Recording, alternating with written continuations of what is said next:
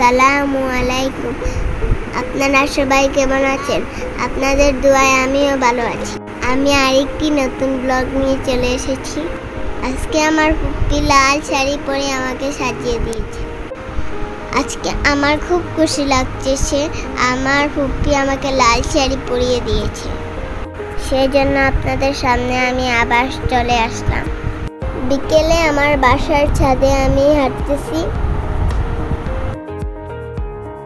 এবং বাইরের পরিবেশগুলো উপভোগ করতেছি। খুব সুন্দর মনোরম পরিবেশ। আম্মু আমার শাড়ির নিচ ভিডিও করো।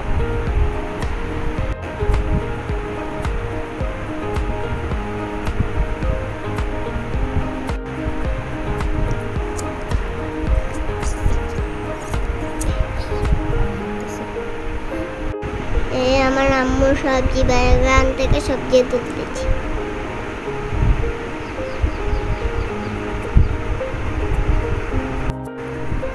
আমার আম্মু টবে অনেক গাছ রোপণ করেছে।